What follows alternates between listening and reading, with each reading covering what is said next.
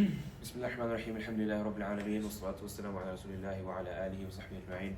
اللهم لا سهل إلا ما جعلته سهلا وأنت تجعل الحزن إذا شئت سهلا. اللهم اشرح لي صدري ويسر لي أمري واحلل عقدة من لساني يفقهوا قولي. السلام عليكم ورحمة الله وبركاته. Again, apologies for being late. We'll try and be quick. The hadith isn't too long anyway, but we'll have more discussion if needed on it. So hadith number 14. عن ابن مسعود رضي الله عنه قال قال رسول الله صلى الله عليه وسلم لا يحل دم امرئ مسلم يشهد أن لا إله إلا الله وأني رسول الله إلا بإحدى ثلاث الثيب الزاني والنفس بالنفس والتارك لدينه المفارق للجماعة. رواه البخاري ومسلم. On the authority of Ibn Mas'ud رضي الله عنه, who said that Rasulullah صلى الله عليه وسلم said, it is not permissible to spill the blood of a Muslim except in three instances: the married person who commits adultery, a life for a life, and the one who forsakes his religion and separates from the community. So, pretty much this hadith is one of those central hadith in setting down the foundation for the system of punishments in Islam. So, as we know, Islam came with not just ahkam for your individual life, but also for society. And with that society comes punishments, right? So before we get into the specifics of the hadith, if we just contemplate about the reason why punishments exist in the first place, not within Islam, but from a human perspective. Why do humans have punishments in the first place in societies, right? Like for example, here in America, for example, treason or murder, etc., and there's different levels of murder, but that can be deserving of capital punishment. Or theft has its own punishments. And of course we know with the criminal system that they have over here, it's one that can really go either way depending on the resources you have access to. And what does that mean, resources you have access to? If you're someone of status, you might get a presidential pardon. Or you're someone who has money, you might be able to buy a better lawyer who knows the law better so he can twist the law. So you see the logic here. So, and there's more to talk about with the American justice system, right? But why do humans have punishments in the first place? It's to maintain an equitable society based on the standards it was founded upon. And also because society will always have someone or people who do something wrong or go against or cause harm to the general public. So having these punishments are a way to push back the harm of those people. And it's a way to support the oppressed who would be oppressed by those people, right? Whether we're talking about theft or killing, etc. Now, to get into the specifics of the hadith, it says, لا يحل دم امرئ مسلم, and essentially it's saying that the blood of a Muslim is made permissible, or it's not made permissible, except in three cases. But before we get into three cases, I want to mention actually it's more than three cases, and this is just like a general foundation for this principle of making the blood of a Muslim halal, but there's more than three cases. I'm not going to go through all of them. It's something we can look up, but there's much more than three cases. So before we actually get into these three that I mentioned in the hadith, one important thing also is to understand the value of a Muslim life, right? The Sharia has put down a very high price or a high value on the blood of a Muslim, right? So we of course all know the hadith of Rasulullah ﷺ where he's walking around the Kaaba, and he's smelling how beautiful the Kaaba smells, and he's pondering about how beautiful it is, and he mentions that the blood of a Muslim is more sacred than the Kaaba itself, right? And there's other ahadith that speak about the punishment for the Muslim who kills another Muslim on purpose. And that this person is jaza'u jahannam, khalidan fiha, that his reward is Jahannam, and he will be there forever, right? So this is like a very important foundation in Islam, that the blood of another Muslim is sacred, and it's something that should not be spilled, and especially by another Muslim. Now to get into the first one, it says a-thayyib az-zani. A-thayyib az-zani is different from just someone who's zani. So zani we know is, I'm forgetting the English word. Adultery. Adultery, thank you. Adultery, right?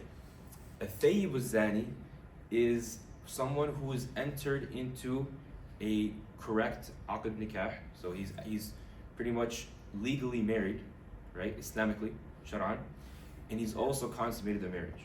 That's a thayyib, a zani. So specifically, this person who commits this act, meaning he is married, and that person has consummated their marriage, and then commits zina, this person, his blood is halal, and the punishment in Islam, the had, is for them to be stoned. And then the next one is when nafsu bin nafs. And here there's a lot more to talk about. We can go much more in depth, but just to keep it very shallow for today. Someone who kills someone, that person is allowed to be killed, and his blood is now halal, right? And this we see in the Quran. When we see Surah Hujurat, it says, وَإِن طَائِفَتَانِ مِنَ الْمُؤْمِنِينَ اقْتَتَلُوا فَأَصْلِحُوا بَيْنَهُمَا فَإِن بَغَتْ إِحْدَاهُمَا عَلَى الْأُخْرَى فَقَاتِلُوا الَّتِي تَبْغِي حَتَّى تَفِيَ إِلَى أَمْرِ اللَّهِ. So if two groups of Muslims, they fight each other, then fight the one that transgresses upon the other one until it returns back to the hukm of Allah subhanahu wa ta'ala, the ruling of Allah subhanahu wa ta'ala.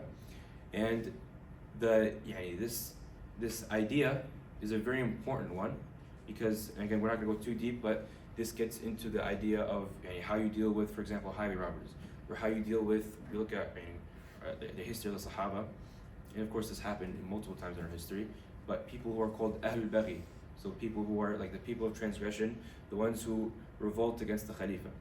So there's rules to deal with these people. But in general, the person who murders someone else, then that person, the had for him is to be killed. Now again, there's more details. So for example, and one that might be surprising that was mentioned in the commentary, is that if a father kills his son, is the father to be killed? And the correct position that the commentator mentions for Imam Malik is that if the father killed the son on purpose, then the father is to be killed. But other than that, he shouldn't be killed, right? So there's a lot more. Like for example, if a Muslim kills a kafir, that Muslim's not supposed to be killed. And there's more details, right? But this is here to set a punishment for murder. And then the last thing I'll mention on this specific one is that the Islam gives the family the choice between the blood money and whether to actually take the qisas, take the retribution on that person. So that is a right for the family. And that's why we see like these beautiful stories in our history of, I'm not gonna mention the full thing, but where Muslims will see another Muslim commit this crime. And if I remember correctly, it was Abu Dharr, if I remember correctly. But pretty much this situation will occur where someone will kill someone else, murder. And then, of course, it will be brought to court, and that person will be stand in front of the qadi, and that person is given the ruling that he either must be killed or the blood money, and the family selects the blood money, right? Or family will take the blood money at the end. This occurs in our history, and there's one beautiful story you mentioned. I'll mention it actually, inshallah, if there's time. Pretty much, there's a family who one of the family members was killed by another Muslim, and that person was taken to the qadi. He was given the hukum of being killed, of the had, right? Now the person said, I have to take care of some business, I'll be back, right? And who can take my place? So someone, the people, no one was raising their hand to take his place, because again, this person is a murderer, right? This person who's a murderer, you don't want to put your life on the line for him, because again, you're not 100% sure that he's gonna come back, right? And from there, after a while, when no one was volunteering, someone volunteered and raised his hand and said, okay, I'll put myself forward. And so the person went to take care of his business, and there's an appointed time for him to come back, and if he didn't come back by that time, then that person who took his place would be killed instead. Again, this is within the court of the qadi that was decided. Now, the person, of course, the story ends with him coming back right before that person is to be killed in his place, and the people, it's like a shocking moment that you could have literally just fled, you could have ran away. Why is it that you're coming back? And the person says this, the person who's the murderer, he says, because I didn't want his history to record that a Muslim took a stance for another Muslim and put himself on the line, in that Muslim, like he let him down. He betrayed him. And then, and of course, the person who took his place, when he was asked why he took his place, he said, "I don't want history to record a Muslim was in need of help, and no one reached out a hand to help him." And then it ends off with the family actually forgiving him and saying, "Look, we don't want history to record a Muslim that was so sincere in seeking forgiveness, and he wasn't forgiven, so they took the blood." Now, the reason why I'm mentioning, or why I want to mention this story actually, is because this choice for the family is a very important one.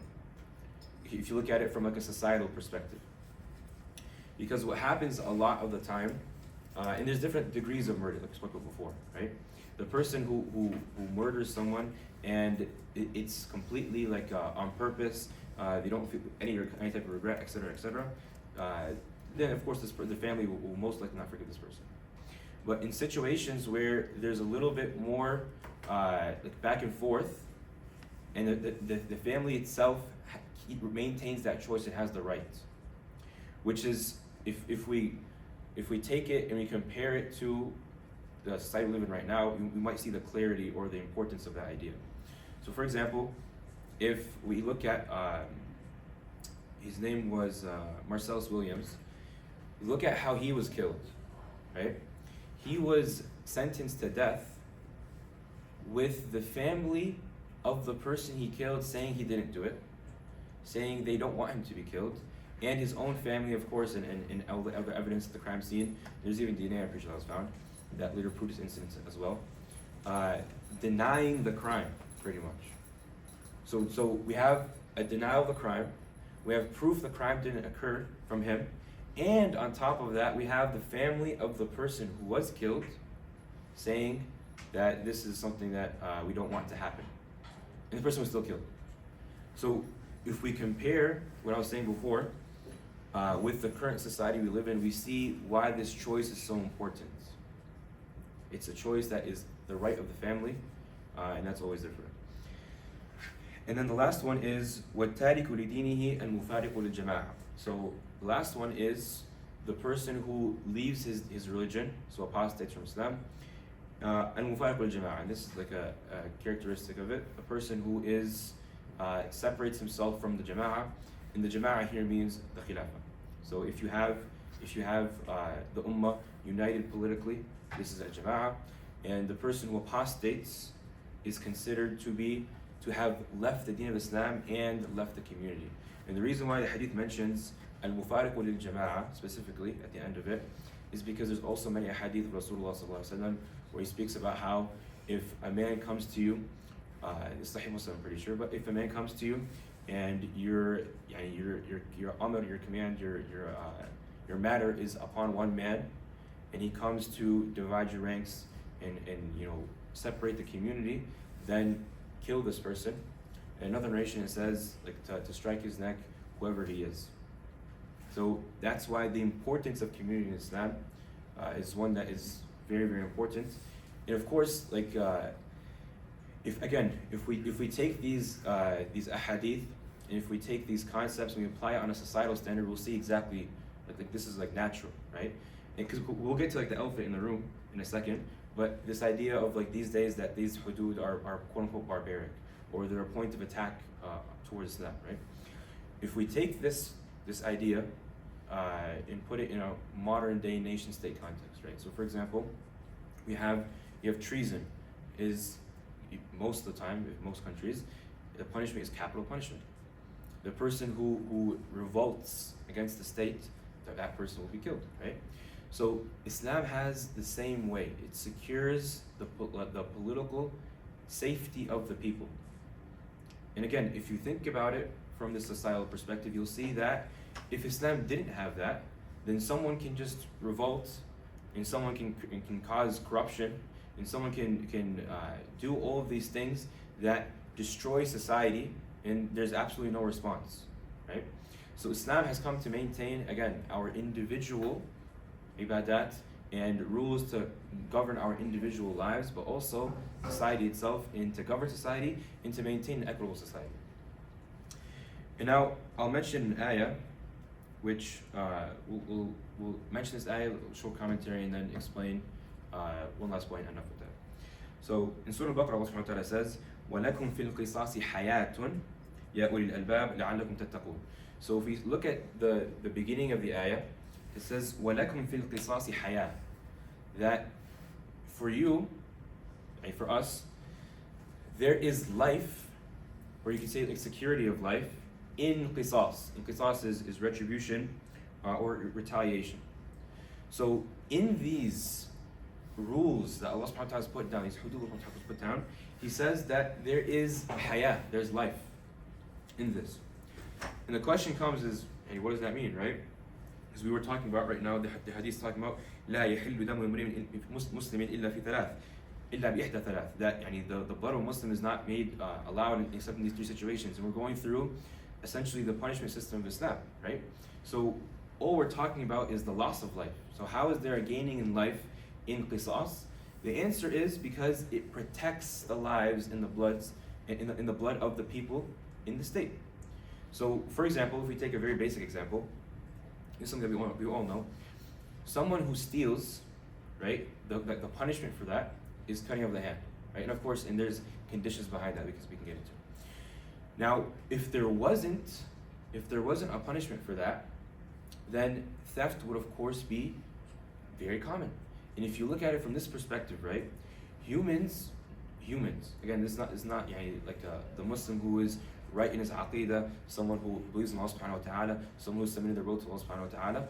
Humans in general, before they do anything, they consider the benefit and the harm. Again, for a Muslim, he considers the pleasure of Allah subhanahu wa ta'ala and the displeasure of Allah subhanahu wa ta'ala. But for a human, he considers the benefit and the harm. So if you think about it, if the punishment for stealing isn't very high, it's not a high price to pay, he starts to weigh the harms and the benefits. And he might say, you know what, actually, I might be able to get away with stealing, so I'll risk it. And this is why this society is plagued with that. It's plagued with theft. Because the punishment for theft is not one that is a high cost, that pushes away people from committing that act. And if you look at the other example of zina, of adultery, and again, within that falls within incest, homosexuality, etc. But within this category of crimes, of course, again, there's conditions behind when these rules are applied. You have to have 4 witnesses. Again, we said that thayyib zani, there's a difference between a zani and thayyib zani. But if you look at this had in and of itself, this maintains life. How does it maintain life? Because it properly organizes the affairs of the people when it comes to their social life. If you have again, we see this, like if we just look around us right now in this society, we'll see the most clear, like juxtaposed examples of what Islam is trying to do and what happens when Islam is not here, right? We see incest is common. You see diseases that have never occurred or have never even spread on the earth coming from this kind of stuff, right? And we see that, even like without getting explicit, like you have, especially in society, you have people who they can't even stop their kids from getting into explicit relationships when they're young, right? And this is something that actually has become like a social norm. It's very normal for someone who's before puberty or outside of the contract of marriage to be in a relationship. It's very normal, and it's looked at as weird if you're not, right? So when you have these laws, they maintain the lives of the people properly from the social context. And that's why he says, وَلَكُمْ فِي الْقِصَاصِ حَيَاةٌ. And then, يَا أُولِي الْأَلْبَابِ, right? So who is being addressed? يَا أُولِي الْأَلْبَابِ, the ones who, they're people of reason, they're people who think. And why pause at this statement? It's because the ayah specifically is speaking to the ones who have the consciousness or the reason to contemplate upon these signs of Allah subhanahu wa ta'ala, these punishments of Allah subhanahu wa ta'ala, in this system of punishments Allah subhanahu wa ta'ala has laid down, and to see how it actually is a net benefit for society. So the person who is coming to attack Islam, the person who's coming to put holes in Islam, the person who's coming to judge Islam from an unfair lens, for example, we'll say that, this person is not going to see the net benefit or the net gain in life from the qisas. And then at the end, لَعَلَّكُمْ تَتَّقُونَ, right? And why is this also important? So that you might have taqwa. Why is this important? It's because the goal of these punishments is so that you have taqwa of Allah subhanahu wa ta'ala. Is so that there's a tangible enforcement of the piety of Allah subhanahu wa ta'ala in society. Because again, like we mentioned in previous hadith, society in Islam is built upon taqwa. The pillar for society is taqwa. That's what keeps the society of Islam running. And without that taqwa, of course, you have a godless society, right? So these punishments are there to keep people within these boundaries of Islam and to maintain a society and environment that is equitable. Now, with that being said, the last important point, and maybe this will be most of the discussion today, but it is looking at this from a lens, and you can say like a non-Muslim lens, for example, or a lens that is like judging this concept, right? And before we actually do that, this is actually an important thing for all of us to do. Like none of us should shy away from looking at these rules and looking at these punishments that are prescribed by Allah subhanahu wa ta'ala and saying, hey, is this asking the question to yourself, is this moral, or do I believe in this, right? It's actually an important question to ask, right? When we talked about this ayah right now, it's saying to contemplate on these signs of Allah subhanahu wa ta'ala. Contemplate on the qisas, because in it you're going to find life and you're going to find taqwa being built in society, right? So we shouldn't shy away from questioning these things, but again, we should question it and contemplate upon it and remember our aqeedah of Islam. So that's the first one. When we look at these things, we have to, number one, understand that we're Muslims who believe in Allah subhanahu wa ta'ala. And of course, the prerequisite to what I'm saying is having a clear understanding, absolute clarity that Allah subhanahu wa ta'ala is the creator, that Allah subhanahu wa ta'ala sent down the Quran, and what the Quran came with is the truth from God himself, right? That prerequisite makes the subject very, very clear and very, very easy to understand. It becomes from a quote-unquote hard pill to swallow to a very easy pill to swallow. That one idea in and of itself, right? Because as soon as you accept the idea of La ilaha illallah Muhammadur Rasulullah, what you've accepted is that Allah subhanahu wa ta'ala is the best of judges. وَمَنْ أَحْسَنُ مِنَ اللَّهِ حُكْمًا لِقَوْمٍ يُوقِنُونَ. Who is a better judge than Allah subhanahu wa ta'ala for people who yuqinun, who have yaqeen in Allah subhanahu wa ta'ala, who are certain in Allah subhanahu wa ta'ala. So when we have that perspective, this first point, this subject becomes a very, very easy pill to swallow. But also, a second thing that's very important to also reflect on is from a practical lens, comparing the Sharia and comparing it with other societies, like we did a little bit today with America, and in comparing, contrasting, and seeing where Allah subhanahu wa ta'ala has drawn the lines, where He's allowed more leniency, in seeing the hikmah behind these laws that Allah subhanahu wa ta'ala has put down, right? And this is also a very good thing. It's a good thing to do, and we shouldn't shy away from that.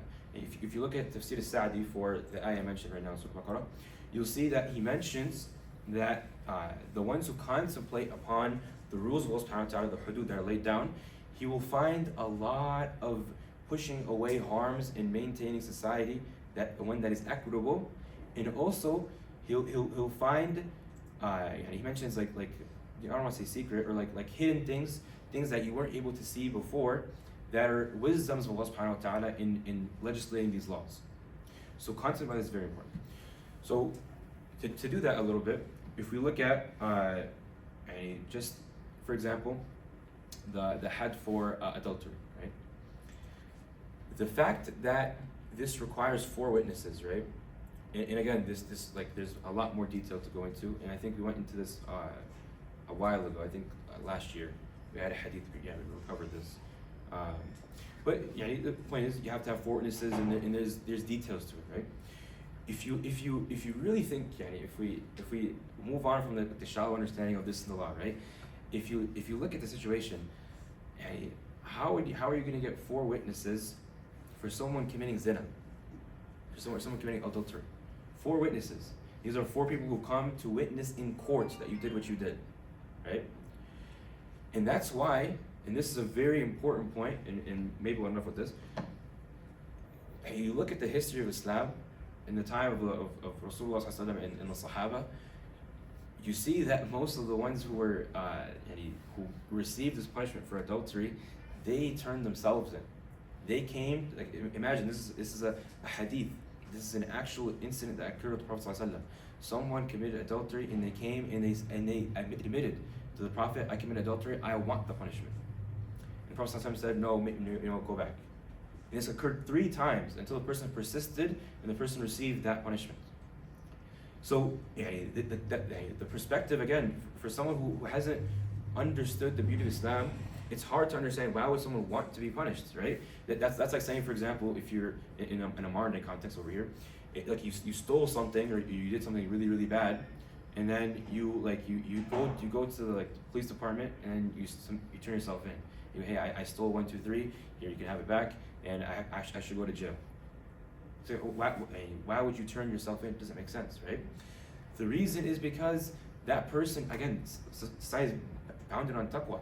That person understands that Allah subhanahu wa ta'ala will hold them accountable, and they understand that this punishment is a means of forgiveness for them. They understand what they did was wrong, and they want to be forgiven for that punishment, for that act.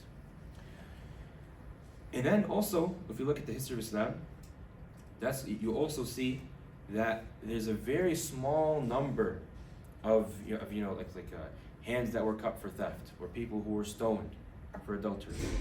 You see a very small number. And again, there's multitudes of reasons why for this. But again, one of them is because of the strict requirements for these hudud to be carried out. So these hudud you can look at them as preventative measures rather than goals to be established. So preventative measures rather than goals or things that the goal is to cut someone's hand, or the goal is like for example, if you put like a number on it, if someone were to say, the quota is to have this number of people their hands cut and stoned, this doesn't exist in Islam. The goal is not to cut people's hands. The goal is not to stone people. Rather, it's a preventative measure for society. And that's why you see the number of people who receive punishments were so low. And again, because of the strict requirements on the hudud, like for example, one of this, theft. If a person steals, if I remember correctly, it was 1/4 of the dinar standard at the time of this date. That person isn't even counted as theft. And then also, if the person steals out of hunger, it doesn't count as theft. If the person steals out of need, it doesn't count as theft. If the person steals at a time where there's starvation and the state can't provide for the person, because part of the rights of the person who's in the state, Muslim, non-Muslim, is for them to be provided for. They have the right to be provided for. If they're stealing out of need or hunger or lack of provision, that person is not considered a thief at all. And of course his hand is not cut. So even there's more to say on that, right? Like looking at comparing the society we live in right now and comparing it with the society that Islam is trying to build, right? And in the society over here, it's like you fend for yourself, right? How many people in the richest country in the world die of starvation, die in the streets? Like even when you walk here in Chicago, you walk through the streets and sometimes it's like you can't even look anymore. From the amount of people who are begging, homeless people, etc. And you're in a city that is rich, one of the biggest cities in America, the superpower of the world, one of the richest countries of the world. So the question has to come to our mind: how are these people out on the street, homeless, etc.? Because again, the society is not established in a way where the priority is taking care of the people in maintaining their lives. So with that, inshallah.